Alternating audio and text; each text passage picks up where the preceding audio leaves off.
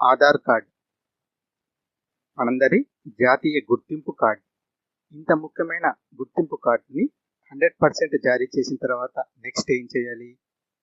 Death cases విషయంలో పాత Aadhaar కార్డ్స్ని delete చేయాలి. అదేవిధంగా నెక్స్ట్ జనరేషన్ తర్వాత పుట్టబోయే పిల్లలకి కొత్త ఆధార్ కార్డ్స్ని జారీ చేయాలి. బట్ అస్సాం స్టేట్లో మాత్రం విచిత్రమైన పరిస్థితి నెలకొనుంది. ఇక్కడ అస్సాం స్టేట్లో 100% ఆధార్ కార్డ్స్ జారీ చేసినప్పటికీ ఇంకా ఆధార్ కార్డ్స్ కావాలని పబ్లిక్ రావడం జరుగుతుందన్నమాట. దీనికి కారణం బంగ్లాదేశ్ దేశం నుండి వచ్చిన అక్రమ వలసదారులు అన్నమాట. సో బంగ్లాదేశ్ నుండి వచ్చిన అక్రమ వలసదారులకి ఆధార్ కార్డు జారీ చేయాల్సిన అవసరం లేదు. కేవలం ఆధార్ కార్డు అనేది మన భారతదేశ పౌరులకు మాత్రమే జారీ చేయడం జరుగుతుంది. ఇట్లాంటి విచిత్రమైన పరిస్థితుల్లో అస్సాం గవర్నమెంట్ ఒక సెన్సేషన్ డిసిషన్ తీసుకుంది. అది ఏంటి అంటే కొత్తగా ఆధార్ కార్డులను జారీ చేయడాన్ని నిలిపివేయడం జరిగింది.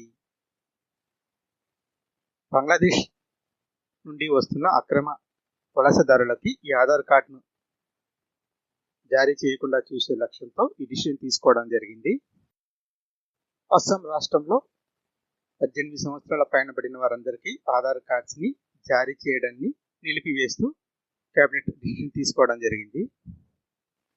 బట్ కొన్ని ప్రత్యేకమైన పరిస్థితుల్లో ఆధార్ కార్డును జారీ చేయడానికి డిస్ట్రిక్ట్ కలెక్టర్స్కి గవర్నమెంట్ పర్మిషన్ జారీ చేసింది. ఈ అక్రమ వలసదారుల కారణంగా మన భారత పౌరులకి దక్కాల్సిన మన దేశ వనరులు, ఉపాధి అవకాశాలు వలసవాదులు కొల్లగొట్టే అవకాశం ఉంది. ఈ అక్రమ వలసదారులను నిరోధించడానికి అన్ని రాష్ట్రాలు ఖచ్చితమైన నిర్దిష్టమైన చర్యలు చేపట్టాల్సిన అవసరం ఇప్పుడు ఏర్పడింది. ప్రతి రాష్ట్రంలోనూ ఎంతో కొంతమంది అక్రమ వలసదారులు ఉన్నారు.